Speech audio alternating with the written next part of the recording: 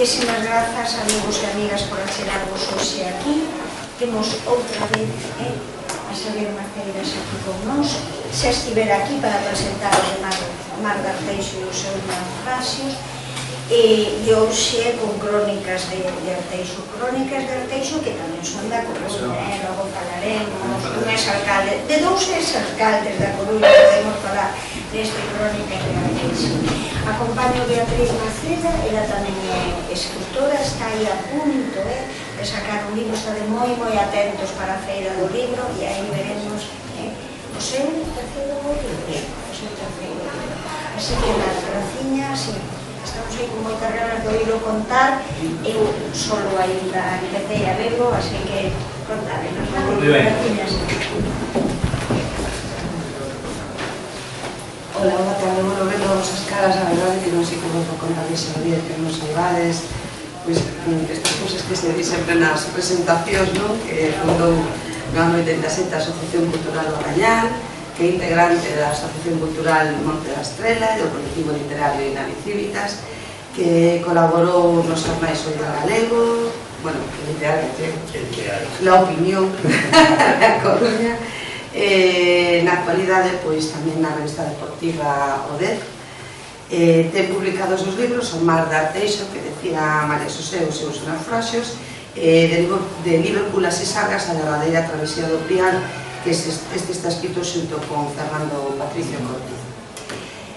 Bueno, para min é unha honra especial, a verdade que non dixo Xavier se o acompañaba hoxe, porque presentar este libro, pero sobre todo estar con él, porque é unha persoa que eu aprecio especialmente, que coñecín polo primeiro libro meu, unimos un personaxe como Man, e une máis unha relación de afecto e de admiración, e ademais porque Xavier ten algo que cada vez é máis difícil de atopar, que é xeneroso, é moi xeneroso, non hai máis que verlo no seu ollar, xa ten ollos de persoa xenerosa, é xeneroso.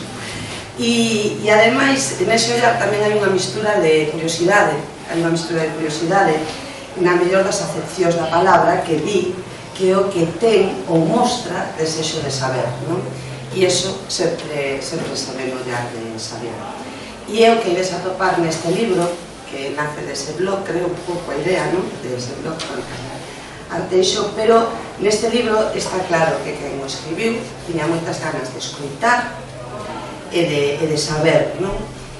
E nel hai moita narración moral, que é fundamental, porque esa sí que se perde, é dicir, esa si non hai alguén que saiba escoitar, e cada vez isto de escoitar é un verbo que xa está a punto de extinguirse, pois de desaparecer, pois se non hai alguén que escoite, que logo o poña aquí nun libro, pois o perdemos, non? E iso sí que sería unha mágoa, por iso moi de agradecer, non?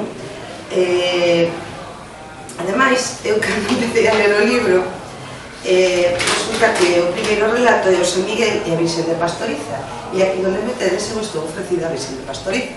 Claro, sí, porque, bueno, a miña nai tive un parto difícil naquela época, e, bueno, pois o médico que estaba atendendo aquí no Hospital da Vaca dixo a meu pai, bueno, pois as dúas vai a ser imposible salvalas, non?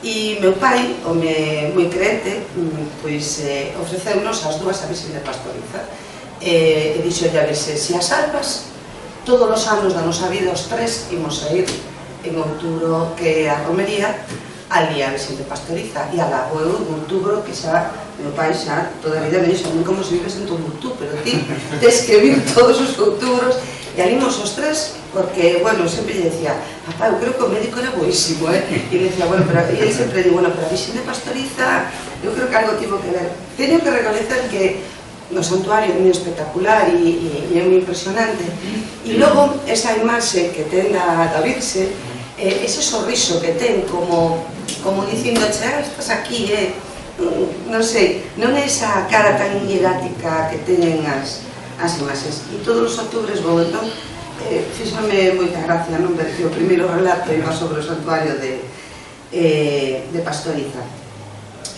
Tamén nestas crónicas de Arteixo, pois ides, claro, porque crónicas de Arteixo sí, pero logo ao final estos son crónicas de Galiza, crónicas de A Coruña, porque é inevitable, porque se falas de, claro, falas de Manuel Buquía, pois claro, estás falando de Galiza, non?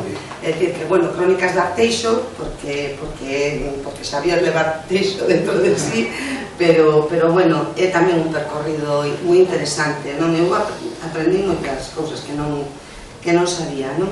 E tamén, bueno, hai testemunhas, permítanme que lea aquí, por exemplo, hai testemunhas que ademais a linguaxe é fermosísima, por exemplo, na do piano, na de Alfonso Molina e o piano do balneario, non?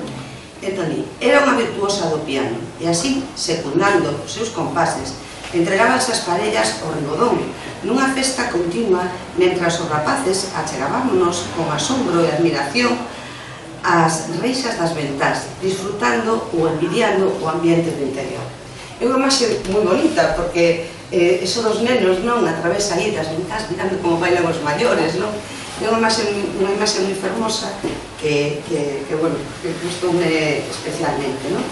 E tamén, por exemplo, esta estaba, bueno, si na página 56, sí, a do primeiro, a do estatuto da Sociedade de Recreo, Expansión e Lagrado. Sí, cando di, nacía para él, y dice, posible mejoramiento de costumbres y desarrollo físico de los socios, que podrán expresarse indistintamente, esto chamou moita atención, ¿no?, en castellano y gallego. Y dice, siempre en frases correctas y sin emplear interjecciones indecentes o indecorosas y menos sacrilegiosas. Entón, hai anacos realmente fascinantes, non? Tamén ten algo de novela negra, porque aquí hai contas asesinatos, crímenes, bueno, tremendos, non? Bueno, que xa falaras ti. Tamén hai moitas mulleres con moita fauteza, porque están as percebeiras de Bañobre, esta primeira taxista de Arteixo, que hai que ter moito valor para ser taxista nesa época, non? Unha das primeiras galegas, pois mira. Tamén, claro, fala de fútbol, porque falando de Arteixo, non fala de Marcelo Iglesias, bueno, e de moitos máis, non, que falas aí, pois sería imposible. Logo tamén ten unhas fotografías moi bonitas, ten unhas fotografías moi fermosas que levan a outros tempos, non? As dos autobuses, que a mí un autobús sempre gustoume moito, non? Sempre me mareaba, pero os autobuses antigos sempre me gustaban moito, non? E ademais ten moito mérito como está escrito, como está narrado o libro, porque, claro, o de crónicas de Arteixo, do que é esa crónicas, dices, bueno, a ver, non? Pero realmente consigues que a narración sexa tan cercana que eu ás veces creía que estabas ali ti contándome a historia, non? Era como ter a Xavier contándoche a historia, o relato, e cando empezas a ler non podes parar, logo sigues o día seguinte con outro, pero ese estou segura de que se non o lechedes non o ides a deixar, porque é imposible. E agora fala ti, realmente o libro teu, e bueno, a mí gustoume moitísimo e pareceme moi interesante, porque xa digo, non eu esperaba máis Arteixo, pero non, aquí é moito Galicia, hai moito Arteixo, pero moito Galicia. E ademais demostras que Arteixo non é só Inditex, que eso está moi ben. Eso é un pouco a idea, non? Claro, porque sempre agora xa Arteixo e Inditex, non? Como se non houbera nada antes de Inditex. Esa é un pouco a idea. Ben, pois nada, moitas grazas, Beatriz.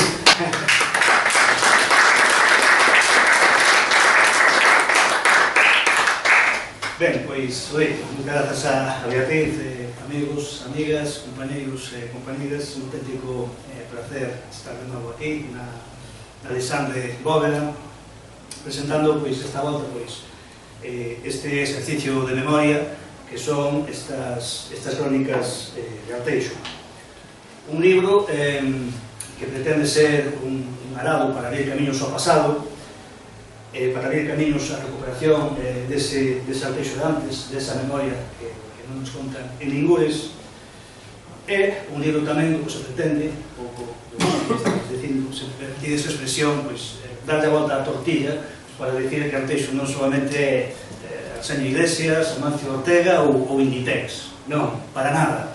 Arteixo tamén é Antón Pan, un Antón Pan que era o partiño de Manuel Murguía, o patriarca das nosas letras, un Antón Pan, do que se fala aquí polo miúdo, que era o propietario da casa de Froxel, na parroquia de Oseiro, na que vivía o mundo Murguía, o 17 de maio de 1833. Unha casa da que eu escoitei dúcias de contos, xa que nesa casa tamén foi o lugar de nacemento de miña avoa materna Carme Pan Pan, que era a tatraneta deste Antón Pan, o partiño de Manuel Murguía.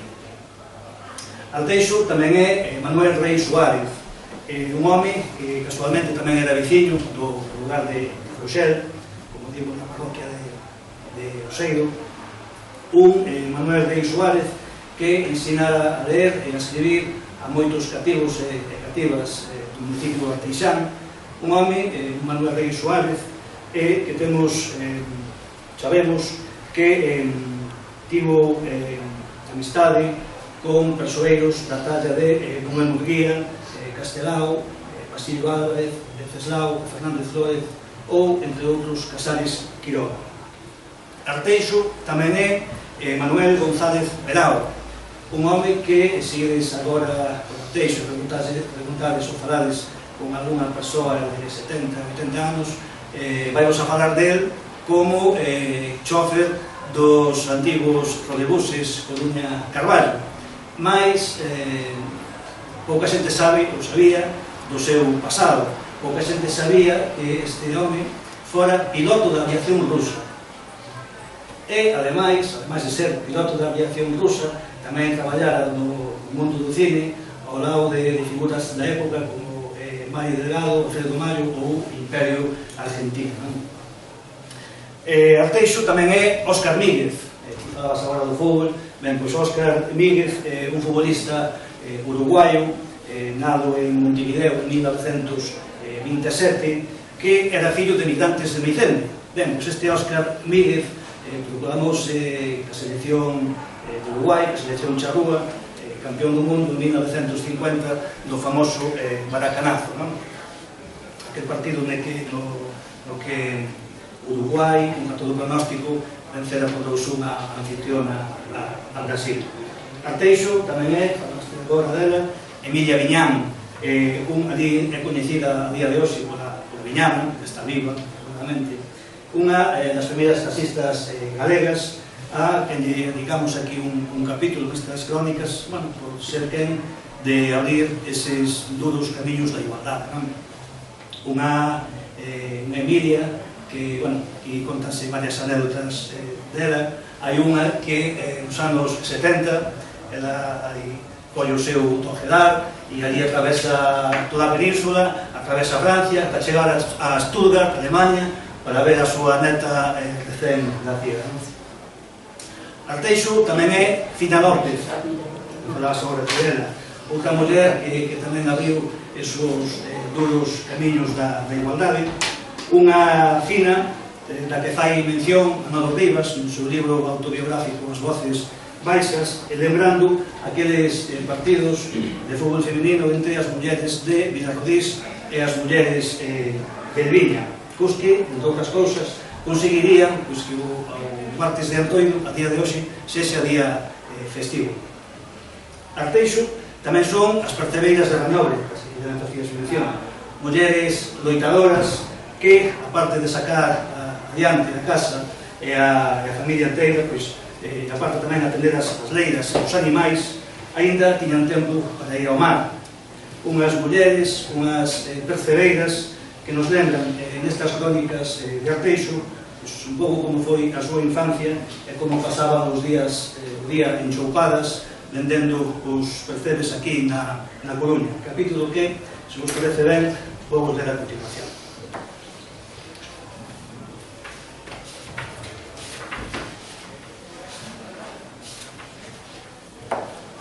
As percebeiras de Rañove. Quen non se lembra daquelas mulleres cun paxe de peixe ou marisco na cabeza? Ou daquelas outras que camiñaban ao chou ofrecendo a voces as capturas mariñas polas portas de establecementos hostaleiros e casas? Con aqueles andares prestos, pericia e vigor para manter o equilibrio, durante xeracións as mulleres transportaron sobre a cabeza todo tipo de produtos, carbón para os barcos de vapor, sal para as fábricas de salgadura, etc. E a mí, de cativo, moito me chamaba a atención ver como a señora Palmira de Bastón era quen de manter o equilibrio cun xerro panzudo de 5 ou 10 litros de leite sobre a súa cabeza. Tampouco deixaba de sorprenderme ver a diario, cando non existían as lavadoras, a viruca do xaste, vir do lavadoiro un enorme barreño cheo de roupa en riba da súa cabeza cun continuo movimento que, máis ben, parecía unha misteriosa danza permanente. Os mesmos andares prestos que tamén facía un grupo de mulleres que de cando en vez viñan a mariscar as pedras do aguillón. Co paso do tempo, souben que eran as percebeiras de Rañove, mulleres loitadoras que, aparte de sacar adiante a familia e a casa inteira, atender as leiras e os animais, ainda tiñan tempo para ir ao mar. O mundo do mar case sempre foi un ámbito de homes de mans salgadas, mas un momentiño, o mar tamén ten mulleres, por suposto que as ten.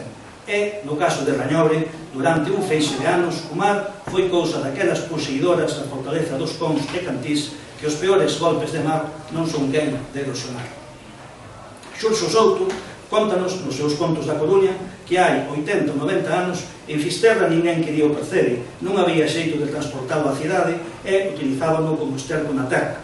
Na Coruña sempre houve ricos, por lo tanto sempre houve que mollase as canelas polo percebe. As percebeiras de Rañove eran das que mollaban as canelas a diario para axudar na economía familiar. Eran mulleres coa velencia e sabedoría que lles daba a experiencia e a inteligencia natural. Mulleres que xa antes da Guerra Civil andaban polas perras do litoral de Rañove, hoxe sepultado polo cemento do porto de Punta Langosteira, escudriñando coa rapa os penedos na procura dos percebes para os señoritos da Coruña. Lola de Balbina, Carme, a Casarea, Amelia de Mercedes, Carme de Xela, Estrella do Pesco, a do Pápalo, a Genia, a Jaxarca, a Lecha, foron das primeiras en andar pola ribeira, unhas percebeiras pioneiras as que lles tocou vivir unha vida dura, mas que serían quen de encarala con valentía naqueles duros anos da súa infancia e xuventude. Beatriz Vilar, neta de Valecha, falecida hai pouco con 93 anos, contoume que a súa avoa, ao igual que a maioría das percebeiras de Rañove, non sabía nadar e que, entre outros lugares, vendía os percebes no Papagaio na Coruña. Unha lolecha que, despois da venda do marisco, daba o premio de comprar un xeado, iso sí, moi de cando en vez, porque naquela hora os cartos facían moita falta. Esa xeración de pioneiras daríalle paso a mulleres como Blandina de Lola de Balbina, Carme de Francisco Galaso, Lola de Amparo, as Lixeiras, as de Mallas, as de Laradas, Carme do Contelán, María de Pepita, percebeiras que, polo que recorda Blandina, a filla de Lola de Balbina, nada en Rañove en 1933, tamén lles tocara vivir unha vida de moita esclavitude de Nuestro Señor. Blandina, con 7 ou 8 anos, xa ia a Marea con súa nai Lola, que aos 30 e poucos anos quedara viúva e con 3 fillos. Ao morrer meu pai Manuel non quedaba outra, había que gañar o cartiño como fora. Ia ao mar con miña nai e despois se acompañaba a Coruña a vender os percebes. Ás veces, se xuntábamos a marea de 2 días, poñámolos en agua doce para que hincharan e tiveran mellor apariencia. Sempre ia con nós Carme, a Casarea, que foi que me ensinou a vendelos. Saíamos cedo de Rañove, a pé, cara ao camiño da Rega. Os percebes chorreaban por nós e, a chegar a Pastoriza ou a Meicende, xa estábamos coa roupa enchupada. Na Coruña, con vergonza ou señala, berrábamos: quen quere percebes? Quen quere percebes? Por Santa Catalina, pola Rúa dos Olmos, da Torre, pola Praza de Lugo, pola Praza Vella, polo Muro. Sempre había quen comprara e naqueles tempos vendíamos o kilo a 3 ou 5 pesetas.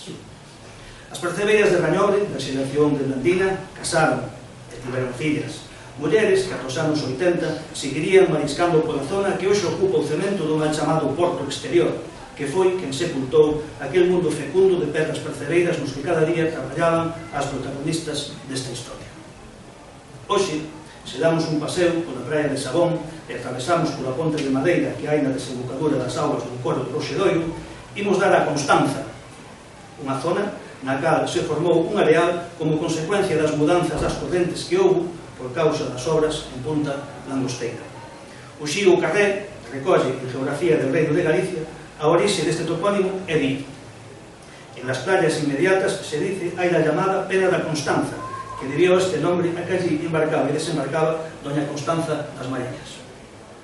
Pois ben, xusto despois da Constanza, onde empeza o contradique do porto, estaban o Pozo dos Cans, os Pelouros, as Galiñas, o Cabalo, o Pozote, o Pontal da Ribeira, o Plato, a Madoira, a Punta da Sartaña, os pasos de diante da Sartaña, a Sartaña, os Deixos, o Cucagado, a Punta de Crave, o Vapor, as Seixadas, o Ollol, o Pé do Muiño e a Vesta, que era a zona aproximada por onde se dividían as parroquias de Oseiro e Suelos. O Xancán, os Illotes da Travesa e a Percebeira, o Canal do Lobo, os Cambóns, as Negras, as Lobas, a Furna das Corveiras, a Furna do Ruigo, o Cabo Cociñadoiro, a Punta de Muros, a Poza, a Altiña, a Punta dos Corvos, a Punta do Asno e, por último, a Furna do Asno. Lugares, todos eles, que xa son historia e que era onde gañaba o pan as percebeiras de Rañove.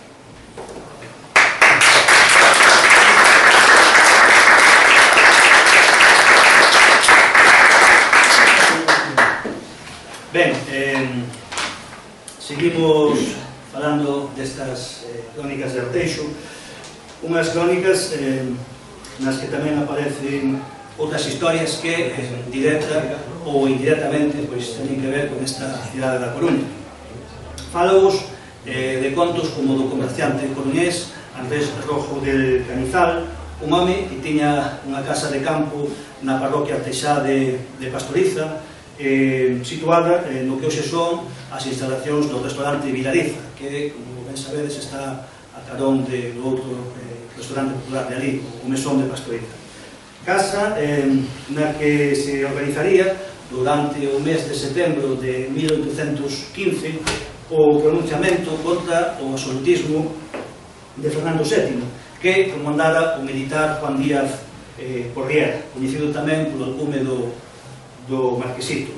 Un Porrier que logo de ser traizoado por varios sarxentos que en principio eran afíns ao seu pensamento, pois un Porrier que finalmente sería forcado no campo da Leña o 3 de outubro dese ano de 1815.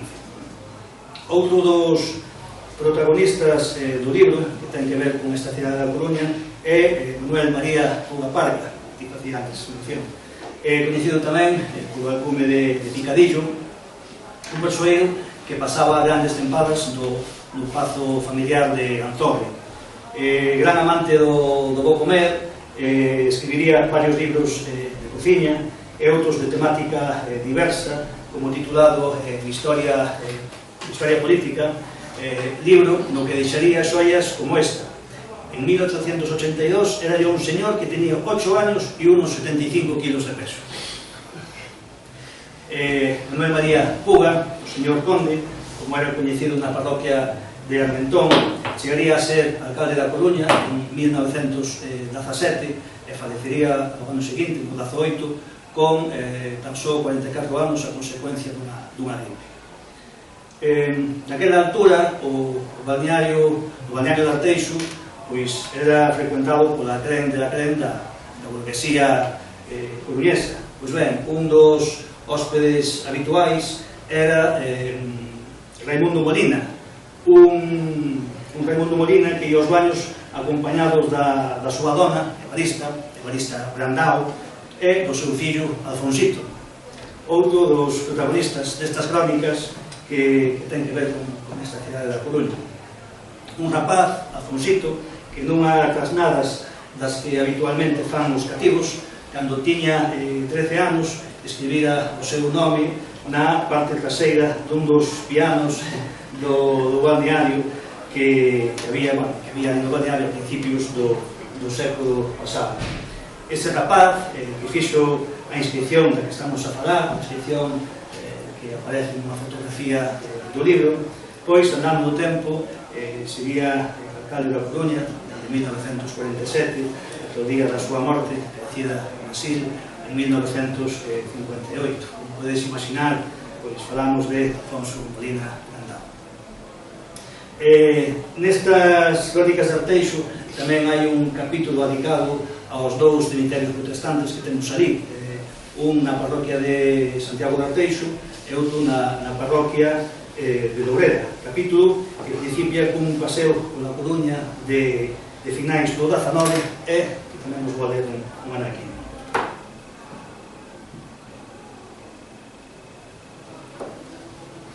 Os cemiterios protestantes de Arteixo. O 20 de xullo de 1875, en pleno reinado de Alfonso XII, e uns meses antes de que o ferrocarril chegara a Coruña, faría o 10 de outubro coa apertura do treito a Coruña-Lugo, a comunidade protestante da cidade herculina inauguraba a súa primeira capela no baixo dun dos primeiros edificios que se construíran tras o desdoblamento das vellas murallas da Peixaría, situado na primeira zona do ensanche e levantado na vía urbana coñecida naquelas datas como Avenida da Porta da Torre da Riba, máis tarde chamada Praza do Instituto e pouco despois Praza de Pontevedra. A daquela flamante capela tiña ademais o privilexio de constituir a primeira igrexa evangélica da Galiza e, pese a ser inaugurada coa oposición do gobernador civil, contara co permiso das autoridades de Madrid. Os primeiros cultos de apertura xeraron unha gran expectación entre a poboación herculina e, en novembro dese ano 1875, xa había 5 coruñeses convertidos á fe evangélica que foran bautizados por inmersión nas augas do Orzán. A finais de 1876 producíase a primeira defunción dun membro desta comunidade. Tratábase de José García, de 70 anos de idade e zapateiro de profesión. O seu enterro levaríase a cabo ás 6 da mañá do día seguinte, sen permitirse cánticos pola rúa, nun reconciliado da parte posterior do cemiterio de Santo Amaro. Ao ano seguinte, en 1877, establecese a obra evangélica en Loureda e en Arteixo. En Loureda levantaríase un pequeno camposanto de 90 metros carrados de extensión no lugar do Torreiro, Hervedíns, que fora construído por Roque García Fuentes por un custo de 693,75 pesetas que sufragara o concello. Unhas 10 persoas recibirían sepultura neste cemiterio que carece de panteóns ou lápidas. A primeira delas foi Lorenza Calzado Pallas, veciña de Loureda, que residira no Uruguai algún tempo, a que se lle atribúe a fundación do Grupo Evangélico de Callón. Os restos de Juan Balai Martínez, alcalde de Arteixo entre febreiro de 1874 e o mesmo mes de 1875, tamén descansan neste camposanto do Torreiro.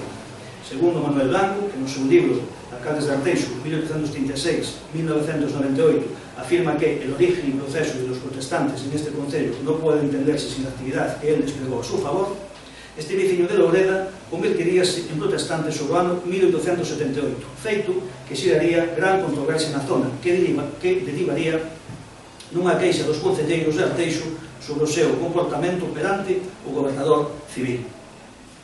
Mais o asunto non quedaría aí, xa que habería algún que outro episodio máis sobre a persecución que sufrirían os protestantes en Loureda. Así, a comezos de 1888, o cura Jesús Martínez atacaría violentamente aos pastores protestantes que, dende a Coruña, se adentraban na súa parroquia. A un disparoulle un tiro co seu revólver e, 2 meses despois, a outro, Tomás Wilkes, intentou atropelar co seu cabalo, golpeando na cabeza novas que aparecen recollidas no xornal Crónica Meridional do 22 de marzo de 1888. El representante de Inglaterra na Coruña ha puesto en conocimiento del gobernador que uno de estos días, entre Pastoriza y Arteixo, fue atropellado el súbdito inglés Mr. Wilkes, pastor protestante, por el cura párroco de Loureda, don Jesús Martínez. Marchaba aquel a Arteixo sobre un pollino cuando se dirigió hacia él don Jesús con ánimo de echarle encima del caballo que éste montaba y hacerle caer a una zanja de bastante profundidad al lado de la carretera. Pero el perseguido logró apearse a tiempo, advirtiendo la intención del cura. Este le agarró entonces y le cruzó la cara distintas veces con las vidas del caballo, dándole además varios golpes en la cabeza y obligándole a regresar a La Coruña. Gracias a la intervención del capellán de Arteixo, el agredido prosiguió el camino.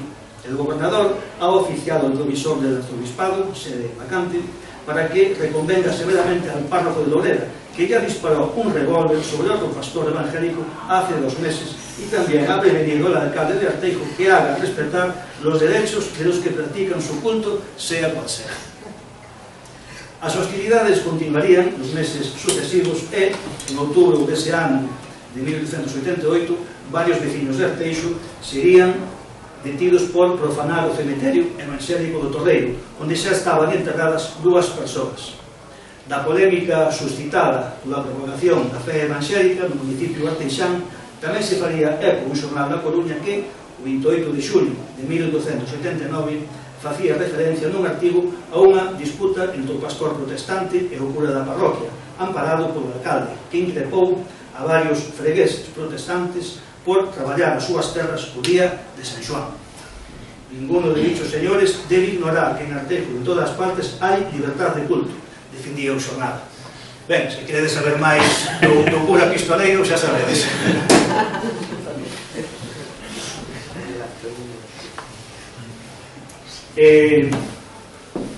Outra das historias que podedes descubrir do libro é a dun proxecto dos anos 30 do Exército do Aire, ao que pouco lle faltou para que saíra adiante, o aeroporto de Arteixo. Aeroporto que se pretendía instalar na ubicación actual do polígono industrial de Sabón. Logo, nos anos 40, xurdiron as posibilidades de facer o aeroporto na Laracha, na zona onde está o campo de fútbol, nas Marismas de Baldaio e na súa actual ubicación. Aquí, con este proxecto dos anos 30, bueno, pues queda claro que hoxe en día Sabón sempre estuvo aí no alambre, no fío, e ao final, bueno, pues 30 anos despois pasou o que pasou, ali expropiaron máis de 2.000 leiras para construir o que é hoxe en día Sabón. Bueno, abro o paréntese un momento, unhas expropiacións tamén na que estamos a traballar xunto a Xosé Antón Mocixa nun documental sobre esas expropiacións, un documental que vamos a titular 12 leiras, porque 12 leiras foron as 12 leiras que expropiaron a meus avós, Mirio e Carmen, para a construcción dese polígono de Sabón. Un documental no que contamos con máis de 20 fontes orais, sobre 30 fontes orais, que nos van a lembrar como foi a súa infancia neses cordeos desaparecidos. Vamos a lembrar da toponimia, vamos a dicir que supuxo para eles a chegada da industria, como foi ese saqueo, porque realmente foi un saqueo, un traballo que a ver se é posible de telo listo para finais deste ano ou principios do que ven.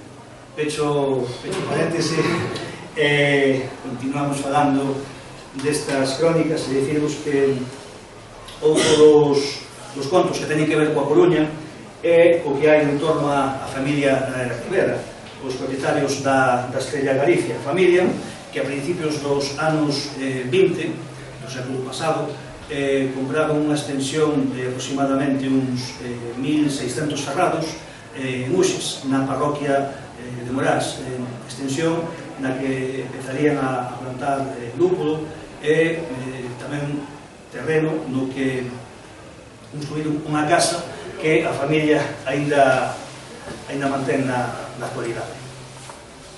Ben, pois pouco máis. Dicirvos que o libro está estruturado en 38 capítulos nos que aparecen contos das 13 parroquias do Concello Arteixán, contos como estos dos que deixamos agora algunha pincelada, ou contos nos que se fala, por exemplo, do que facía mención de aquí, do San Miguel de la Virxe de Pastoriza. Aquí está tamén con nós uns dos protagonistas que están por aí ao fondo, Francisco e Rosa, aparecen tamén aquí neste relato. Falamos tamén de Manuel Guía, do balneario de Arteixo, dun dos episodios máis estremecedores da crónica negra de Arteixo, que facía antes mención Beatriz, acontecido en Suevos en marzo de 1920. Falamos da familia del Río, os chamados señoritos de Suevos. Bueno, pois o señorito, na compañía do criado da familia, Folgar, pois acabaron matando a señorita, non? foi un episodio que hoxe en Suevo, xente que ten 80 anos, ainda de cando en vez fala dese episodio. Falamos tamén de algúns dos establecementos hosteleiros máis antigos do Concello. Falamos de dous naufraxios, un o Ártic, acontecido no litoral de Chamín en 1938, e outro o Ginevière de Galar, un angosteiro francés, acontecido no ano 69. O do Ártic, imaginado o percal, ano 38, plena guerra civil, un barco tocando a sirena para salvarse, non? Que pasa? Que en terra a xente, pois claro, ese medo a todo, pois non sabía que realmente andaba ese barco. Cada vez que se estaban achegando a terra, pois os pobres mariñeiros eran belgas, tiraban cabos para salvar as súas vidas, pero en terra a xente que estaba ali no areal, pois sacaban de navallas para cortar eses cabos, non? Ben, unha vez que se esclareceron os feitos, unha vez que a xente entendiu que os pobres mariñeiros belgas o único que pretendían era salvar as súas vidas, claro, eles falaban e falaban, pero nin isto se entendía. Foi aí cando alguén que estaba no areal acordou-se de Sofía Baridó Schneider, evidentemente con seus apelidos galega non era, e a pregunta é que facía esa muller ali? As respostas no libro.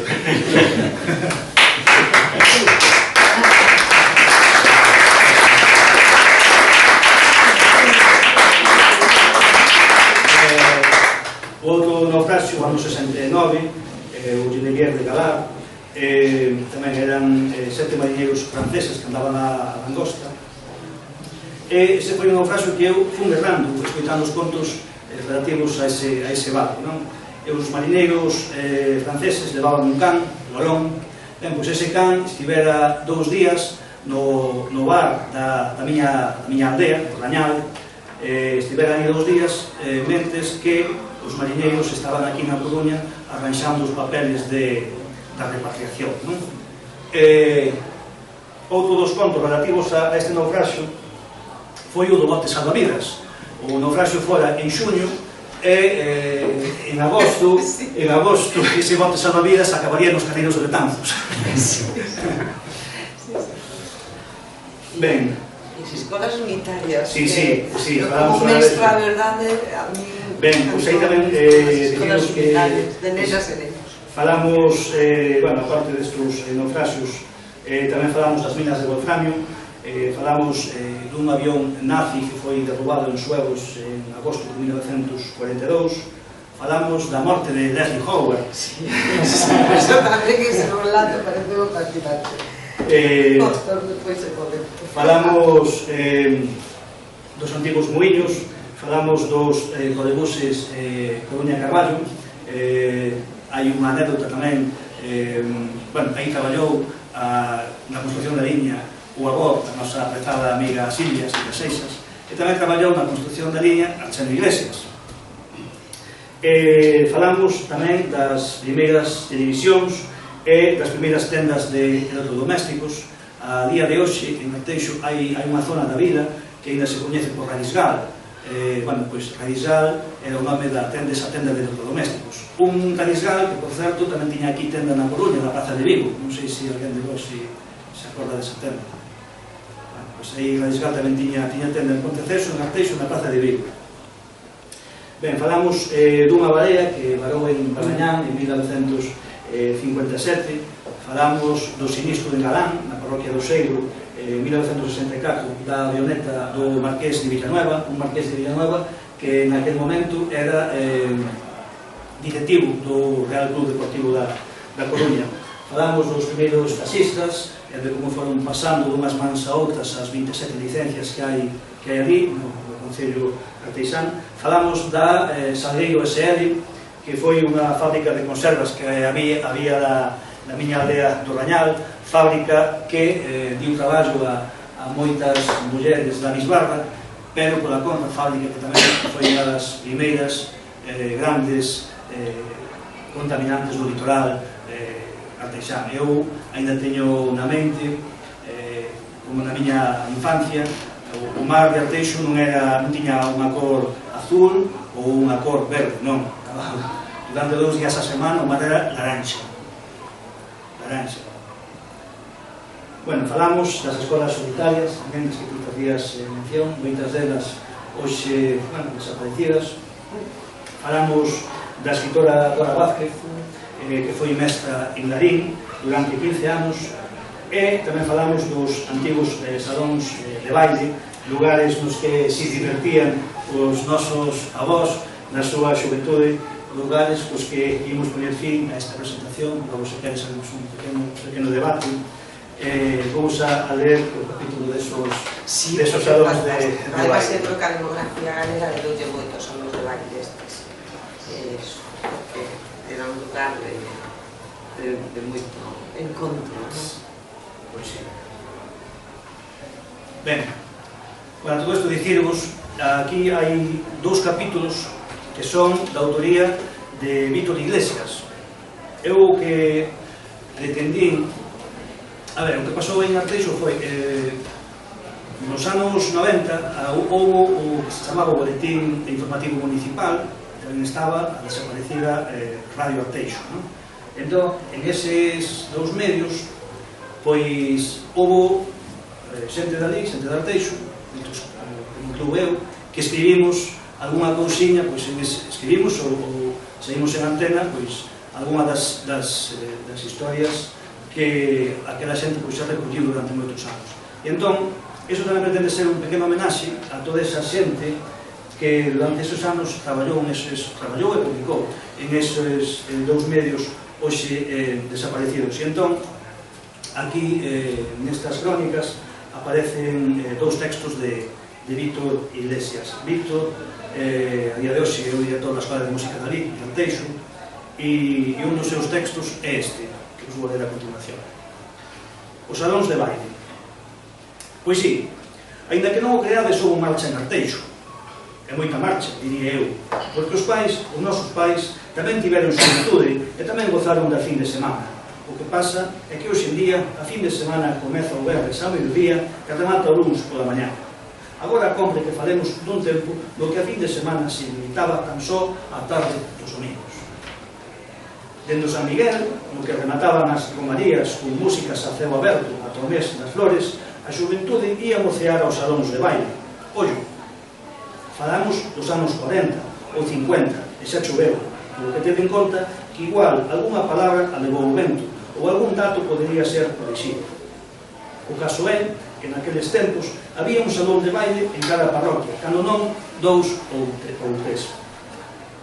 Se retrocedésemos máis o tempo, teríamos que falar dos bailes de pandereta ou de algún que outro veciño que sabía tocar a gaita e que animaba as tardes dos domingos para que os mozos do lugar bailasen. Mas Arteixo está moi preto da capital e as ansias urbanitas dos nosos devanceiros impuxeron as modas que triunfaban aquí ao ladiño, na Coruña. E así foi como se estenderon por todas as parroquias. E, ás veces, parece que me estou referindo a un tempo moi distante. Mas non é para tanto. Os nosos avós de 70, 80 anos teñen isto tan claro que ata lle resulta trivial falar do tema. Na parroquia de Loureda houve 3 salóns traballando ao tempo: o de Catoira, o Rebocheo, o do Castellano, na Quintán e o de Rumbo, no Foxo. A este último, que dis que atraía moita xente de San Román, de Estome e Paio Saco, aínda se lle len as figuras en riba da porta. O Salón do Castellano estaba no corazón do val, nun lugar con moita vida naqueles tempos. Atopábamos pegadiño a escola de Don Bartolo, mestre, o seu nome era Bartolomé Iglesias Calderón, que xunto co de Lañas, Antonio Platas, organizara en Arteixo un mitin a prol do Estatuto de 1936. Na parroquia había competencia, por iso o Salón de Catoira anunciaba pola semana as atraccións do domingo. Ademais da orquesta, no Rebocheo, había monicreques para os máis cativos. Ata aquí veixaba a rapazada dende Leirama, Rus, a Tablilla e mesmo Coristán. Os máis guerrilleiros éramos de Soantes e os da Brega. En Arteixo tamén había competencia entre o Salón da Baiuca, o de Caldas e o de Balneario. Este tiña pista de baile exterior e os petromás, colgados nos pineiros, a modo de faroliños, dabanlle certo toque romántico. En Uxes parroquia de Morás, poderíamos ir bailar ao Salón de Picos, ou de Parada. En Pastoriza, ao Salón da Roxa, pretiño da Casa Lora. En Lañas, bailaban no Salón da Estación. A Benitona facía bo baile na Lagoa, ainda que ás veces se interrompía se algún simpático abría a porta do Portello dos Cochos, ao carón da propia pista de baile. En Monteagudo, aínda se conserva un carteliño coa seguinte lenda: prohibido ceder da pareja. No Salón de Figueiroa, en Useiro, e con motivo das festas da parroquia, montaran un ring para ver boxear ao vasco Paulino Izcudo, campeón de Europa dos pesos pesados en 1926 e 1933, que fixera luvas o Garda Civil Cadenas. Pouco despois, Izcudo viaxaría aos Estados Unidos para pelexar polo título mundial. Ali coñecería a Al Capone. Faite americano, eu fagote campeón do mundo, xera o popular gánster e contrabandista estadounidense. Paulino perdería aquel combate no cuarto asalto ante Joe Louis e, posteriormente, afiliaríase a Falange. Mas este xa é outro conto e hoxe toca falar dos antigos salóns de baile dos que dou, por suposto, que esquezo algún. Aos salóns non só ían os mozos en idade hormonal, tamén se achegaban os máis pequenos a mercar algunha lambetada, que evidentemente non eran ni unha chocolatina ni unhas gominolas. Daquela, as lambonadas eran as laranxas, ou as noces, ou os figos pasos, ou as castañas cocidas que viñan envoltas en panos para non perder a calor. E ata as abobas sentaban no salón para ver con quen bailaba a neta ou para saber que tal tocaba a orquesta. E ollo, que as orquestas eran uns dos reclamos para ter concurrencia. A orquesta X, os Mallo, a Espallante, os Patolos, os Españoles, os Satélites ou os Trovadores, xa daquela principiaban a darlle forma ao que hoxe en día se denomina fenómeno pachanga. Mira que non hai orquestas en Galicia. Dicíamos que quedaban lonxe no tempo os bailes de gaita ou pandereta, motivo polo cal atrás quedaban as muiñeiras ou as xotas. Estas orquestas xa daquela interpretaban os éxitos do momento, a raspita, a comparsita, a conga de jaruco. Para rematar este relatorio, transcribo literalmente as palabras dun veciño de Oseira. 4 pesetas custaba a entrada, que para min eran a metade do xornal da semana. Pagabas ali, na garitiña, que aínda se ve ao lado da porta, para dentro. Deixabas o abrigo no roupeiro, que era unha modernidade para o salón perradeiro que era, pero bueno, había roupeiro. Como houvese boa orquesta, ali habían de andar as mozas de Pastoriza, nación Casdou. E eu na fura de diante. No medio da pista había unha columna con espellos e o baile facíase mirando ao redor como nun tío vivo. Había uns palcos nos que se sentaban as vellas que non tiñan outra cousa que facer. Nación Casdou a elas tamén. E se te arrimabas demais á parella, berraban ou dabanche unha baleada co bastón. Pero elas non sabían que debaixo dun dos palcos había un ángulo morto, o rincón, e ali mordiamos, ti xa me entendes. Así fue como empezaron papá y mamá, tirándose besitos y una guiña. Así fue como empezaron papá y mamá, y ya somos 14. Muchas gracias.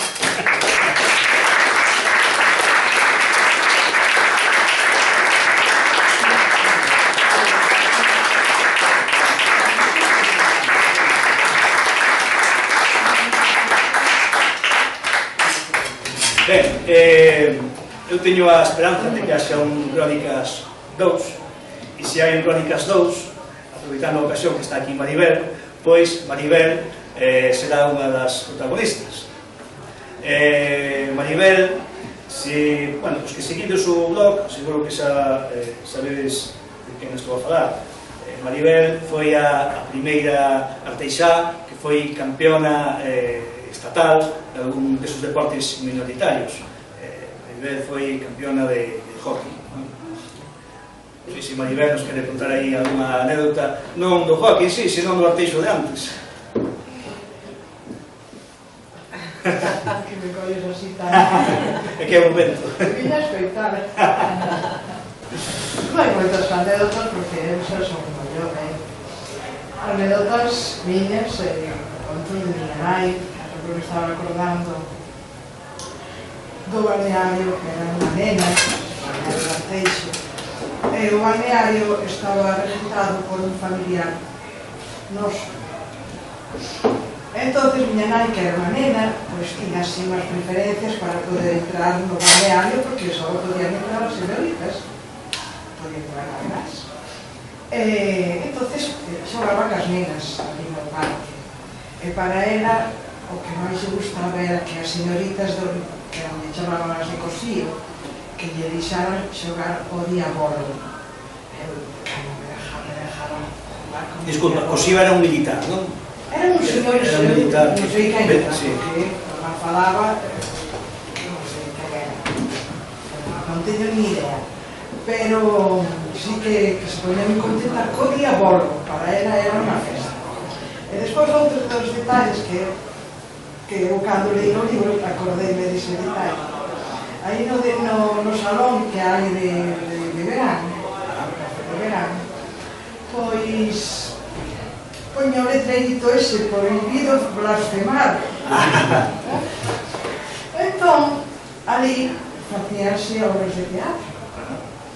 É unha do teatro que fixeron unha obra, pois era así unha sala de espera de doentes.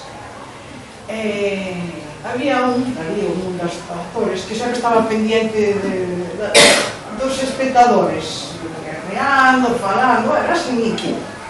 Entón, ele estaba así con un trapo así como que tiña de moda. Ele estaba pendiente de reír e tal. Entón, ven o médico e pregúntalle, bueno, usted que lle pasa? Ele, en ese momento, como estaba distraído, olvidou o papel, entón, ele así agarrando, eso non estaba moi bien, que tamén era arte distraído, agarrando así a man, así a boca. Ai, eu estoulle moi jodidito. Había un letrerito que non se podía ter. É así, destes detalles que bueno, que che conta miña nai, porque era o que había, actuaban ali, bueno, estas historias. E outro tamén así simpático tamén, todos son cousas simpáticas. Pois tamén o do Puga, cando iba a veranear da Coruña a Armentón, pasaba no coche de cabalos, unha calcita que tiña. Un día, pasando por Meicende, pois, iba así o coche, iba lentito, porque tamén xa non podía correr moito, porque con el, encima a carretera, pois daquela maneira. Entón, era un señor moi simpático, porque incluso iba ali a romería de Santa Eufemia e falaba ca xente, bueno, estaba considerado como un señor simpático. Entón, iba así por a carretera, todo isto. E había unha rapazada, pois ali, na carretera. Entón, ele mandou o chofer que parara, para aí. Ele iba con outro señor tamén diante, o sea, ele iba detrás, iba o que conducía, e outro señor ali ao lado, que foi o que contou todas as historias. Entón, para que momentito, entón volves así, cando parou o coche, os rapaces botaron así, quedaron así parados, entón preguntaulles, eu que son? Entón eles así, botando así para atrás con medo, para atrás, un olifante! Estas historias máis xa non me acordo, historias de Arteixo, claro. É iso que queres que dixera? Por exemplo. Bueno, hai outra boa tamén, na Raza da Eva. Bueno. Bueno, aquí tamén vai un capítulo dedicado á sala de festas Eva. E hai unha anécdota curiosa, non aparece no libro, pero a ver si a diverso. Bueno, porque esa anécdota, bueno, nunca se pudo falar porque eran cousas así. Cando estaban presentando en Arteixo ao lado da sala de fiestas Eva, que moitas veces, pois, as festas de carnavales, as miñas amigas disfrazámonos de conejitas de Playboy. Todas guapas, preparadas e exuberantes. Entonces presentámonos ao concurso que había, o concurso de disfraces. E nos competíamos con unhas mexicanas e outras que iban de demonios, e levaban así un rabo así que tiña así unhas luces, bueno, iban moi ben, e nós competíamos todos. E subímonos así ao palco. E o xurado que había era a xente que aplaudía, que ben, tal. Entón, nós puxémonos as tres, que contábamos o premio, e entón empezaron a aplaudir. A ver, as mexicanas, pom, aplaudía, a ver, las ceremonias, e a nosotros tamén. Entón, cando chegou a hora de decir a ver quen eran as ganadoras, a ver, entonces quen son as ganadoras? E todos son as conexas, Ai, non, que vergonza. Nos salimos correndo, ai, que nos conoce, porque son que non conoce. Ai, que nos conoce. Éramos un premio, non me acordo. Pero moi ben, aquilo fora. E non nos pudimos decir nunca. E íbamos moi provocativos. Entonces era moi descarado decir que unhas chicas así normales, que tal, que se eso, que de repente, ca cara tapada, que fóramos así daquela maneira, entonces, calado, e acordeime ese día. Claro, estas historias. Bueno, pues eso tamén é o Arteixo de antes. Sí, porque había falábase máis. Na miña casa sempre había unha lareira sempre encendida e a xente entraba, que hasta me parece que fai 15 anos ou así, que non me acordo de cerrar a porta, porque a miña casa sempre era da manilla e entrar fina tal. Entonces había sempre medias. Antes escoitabas unha vez, pero xa despois cando ten sentido xa preguntas e tal, porque fala, que moitas veces falaban así cousas picantes, e dicía, caralho, que está nena por aí. Entón nunca te enterabas de nada, que te enteraste, pero non te enterabas nada. Pero xa despois, cando eres así unha chica e xa entras en materia, pois vas preguntando, máis cousas que hai, de anécdotas, de Arteixo,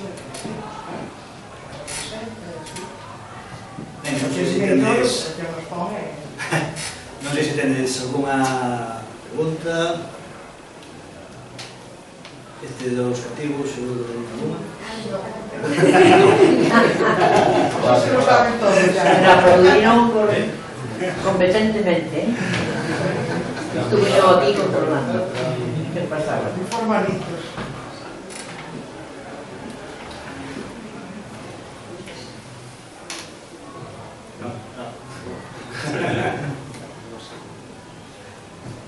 Bueno, pois nada, eu diciros que tamén hai, falábamos antes, o fútbol, obviamente tamén aquí Arsenio, claro. Arsenio aparece aquí con dous capítulos, un dedicado ao Arsenio futbolista e outro ao Arsenio adestrador.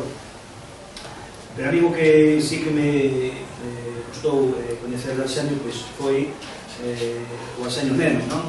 E aquí hai algúns recordos dese Arsenio, que tiña 14-15 anos, porque houve unha semana, claro, para aqueles críos pegados a unha pelota, como podía ser Arsenio, pois resulta que cando aquí se inaugurou na Coruña o estadio de Riazor, falamos da primeira semana de maio de 1945, en aquel momento España solamente tiña relación co Vaticano e con Portugal, e entón xogárase un partido amigable España-Portugal, que foi tamén os días no que se inaugurou a Praza de Portugal. Ben, pois a selección española estivera concentrada no balneario de Arteixo unha semana. Entón, Arsenio tiña, en aquel momento, 14-15 anos, e aquí recordamos pois algúns deses momentos, dese Arsenio.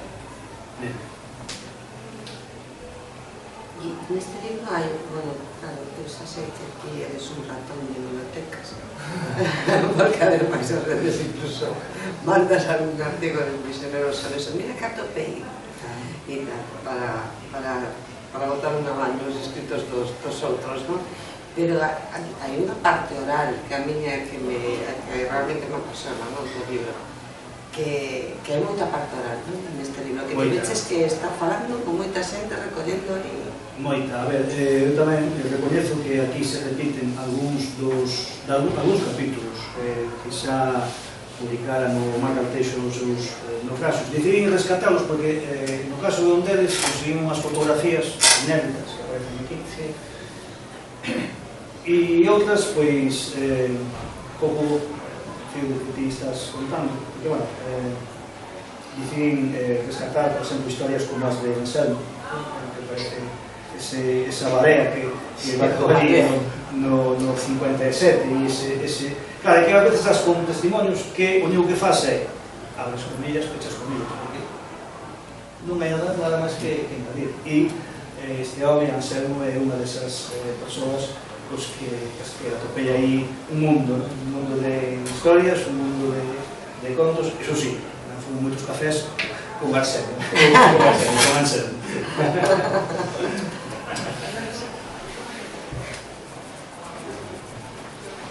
E despois, bueno, tamén hai que ter moi presente que estos testimonios de 80, 90 anos están seguindo. De feito, nestes...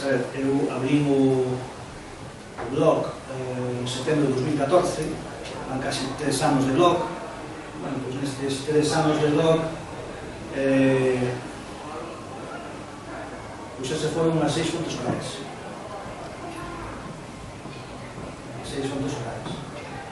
Bueno, son 6 fontes orales, evidentemente todos nos vamos a ir, pero estas 6 fontes orales aquí, bueno, quedaron con traballos anteriores, quedaron exprimidas. É importante, a cosa que decías de que, bueno, que como falas teorías se o escribes, non está moi ben, porque sí que é outro xeito de narrar as cousas e ese xeito de narrarlas sitúate, fai que imagines, non? Realmente eses lugares que xa non existen, pero que algúns deles, non?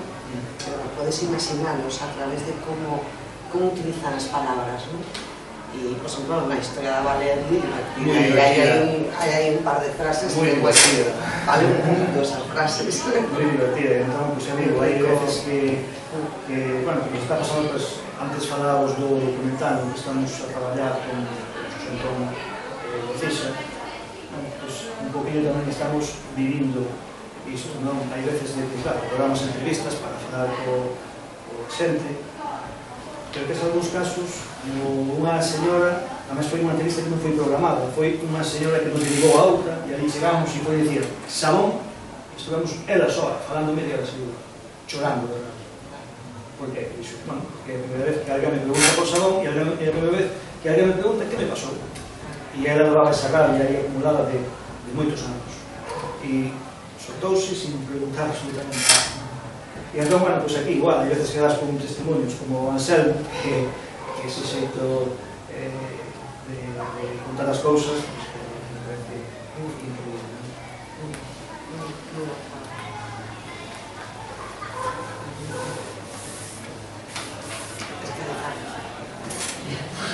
Bueno, pois se non tedes nada máis, pois agradecer a xente Bóveda a oportunidade de, unha vez máis, estar aquí un dos meus traballos e, bueno, así que, moi ben.